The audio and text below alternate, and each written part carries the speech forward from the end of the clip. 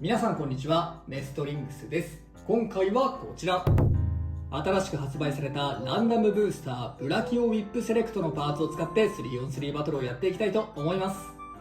今回対戦するのは私の水渡とちょめまるです。よろしくお願いします。お願いします。それでは早速やっていきましょう。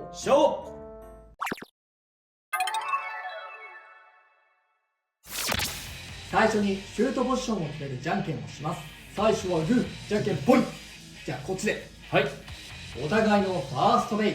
せーの、じゃん。ウィザードロット 360NR。 ブラキオイップ OW760B。 ファーストバトル、レディーセット。3、2、1、ゴー。あんまり走んないでほしい。真ん中で持久戦をしよう。ちょっとぶつかりすぎ、走っちゃうね。新しいグッドどう頑張るかなね、持久戦が見たかったんだけど、そこは違う。ちょっと走っちゃったのが、でもナローだいぶ傾いてるね。そうだね、姿勢が崩れてるね。ちょっとまずいんじゃないこか。っちもだいぶだがワンチャンあるかこれ。もっと頑張れるか。ここはどうだ。インフィニッシュ。ブラキオウィップに1ポイント。ブラキオウィップがめっちゃ持久力あるっていうよりは、ちょっとそのロッドがね、ナローで傾いちゃって帰ってこれないって感じだったね。そうだね、後半の傾きがすごい目立ったなっていう印象だね。お互いのセカンドベイ。せーの、じゃん。バハムートブリッツ OH150LR。 ティラノロア 160R。 セカンドバトル、レディーセット。3、2、1、ゴー。バハムートなんかすげえ傾いちゃった。すげえ傾いて失速しちゃったよ、ティラノロア。ただどうなんだ。いやー、失速やばかった。でフィニッシュ。バハムートブリッツに1ポイント。なんかめちゃめちゃやっぱ強力な一撃が入ったね。そうね、序盤で一発大きいのもらっちゃったかな。お互いのサードベイ。せーの、じゃん。ブラキオウィップ FW960H。 ティラノビート 360K。 サードバトル、レディーセット。3、2、1、ゴー。さあ、ティラノビートアタックの場所には当たってそうなんだけど、なんかあんまり飛ばない感じが。あんまりそんなこっちダメージが受けてないんじゃない。ブラキオね。おお、ナイス。ステイフィニッシュ。ブラキオウィップに1ポイント。ナイス。結構いい感じの当たり方さ、1回か2回ぐらいはした気がするんだよ、エクストリームダッシュとかで。そうだね、カスタムラインなのにそんなになんか体勢を崩すことなく。そうね、姿勢も結構バランス良くて、うんでやっぱりこうアシストブレードにアタックが当たってるのか、なかなか飛ばないようなね、印象が今回あったね。そうだね。サードバトルでも決着がつかなかったので、デッキの順番を入れ替えて続きからやっていきます。お互いのフォースベイ。せーの、じゃん。ブラキオウィップ。ブラキオウィップ。フォースバトル、レディーセット。3、2、1、ゴー。激しいぞなんか。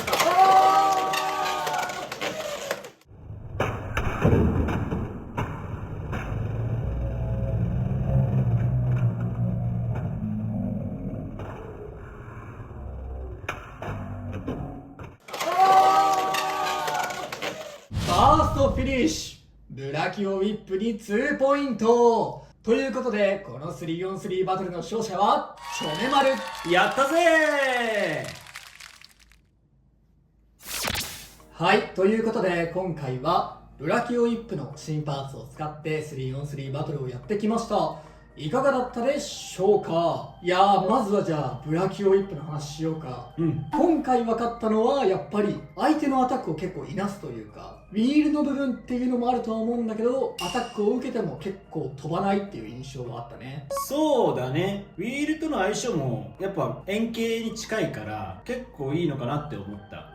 で、丸に近いメインブレードだからこそそんなに姿勢を崩さずにいるのかなって思ったかな。全体的にやっぱりバランスが悪いような形じゃないかなってことだよね。そうだね。やっぱもちろん CX 特有のね、ちょっと頭フラフラしちゃうなって思う時は、特に回転力なくなってくるとあることにはあるんだけれど、比較的カスタムラインのブレードの中ではバランス取りやすいのかななんていうふうには確かに見てて思ったね。そうだね。で、一つ思ったのが、結構飛ばす時は相手飛ばすというか、勝ち合った時に結構お互いが吹っ飛ぶみたいなね、場面もあったなと思って、今回の最後が特にそうかな。そうだね、ブラキオウィップ同士の戦いの時ね。で、ブラキオウィップのブレードを見てもらうと分かるんだけど、基本的にはやっぱこう流れてね、流線形な形をしてるんだけど、ここの出っ張りのある2つ部分、ここだけ、指でなぞると分かるんだけど、この引っかかりがあるのね。だからこの辺とか、もしくは別の場所とかでこう当たってしまうと、結構こうお互いを吹っ飛ばすようなアタック的な一撃を出しちゃう。そうだね、言われてみるとそんな気がするね。そんなバトルをしちゃうことはあるなぁとは思いましたね。で、持久力に関してなんだけど、ウィザードロットより高いかって言われると正直怪しいところ。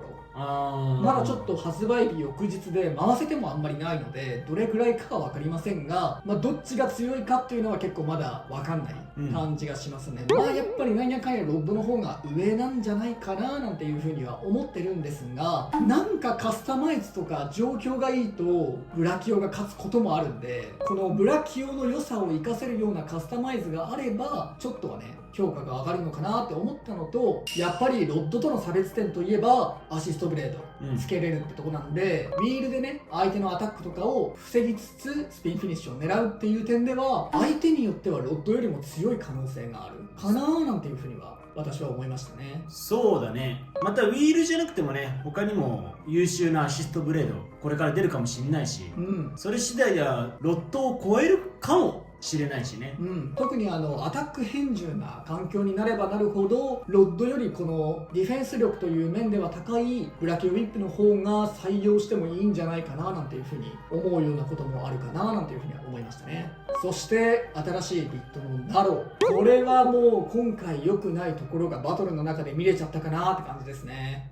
そうだね。あれだけ姿勢を崩してしまって戻ってこれない、戻ってこれないっていうのは結構致命的ですよね。特にウィザードロットとかスタミナで勝つ、スピンフィニッシュで勝つっていうベイにつけた時にあそこから負けてしまうっていうのは、ちょっと今回の試合だけたまたまそうだったのかもしれませんが、ちょっとネックに感じてしまうというか、弱点っぽく感じてしまうところはあるかなとは思いましたね。そうだね、ロットであんなに寝ちゃうのはね、さすがに厳しいなと思ったかな。やっぱりボールよりもちょっと細軸ってのがこう立て直しの悪さといいますか、起き上がりづらさってのを助長してしまってるのかななんていうふうには思いましたね。そしてね、このブラキオウィップ話すことで一番大事なのは、今回も、前回のクロックミラージュが前回だったかな、の時と同じように3種とも全部ラインナップが一緒。これいいことだね。そう、カラーリングだけが違う。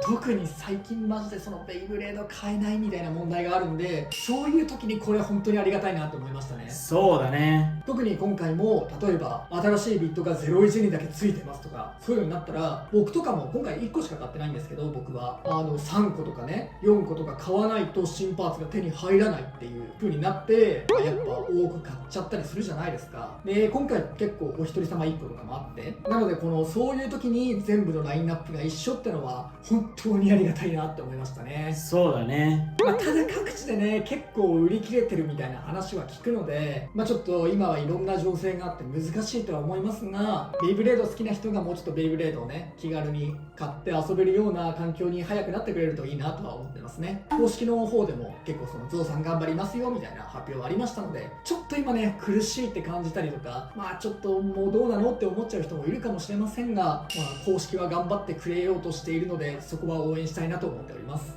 ということで、この動画が良かったらグッドボタンとチャンネル登録よろしくお願いいたします。それではまた次の動画でお会いいたしましょう。バイバイ。バイバーイ。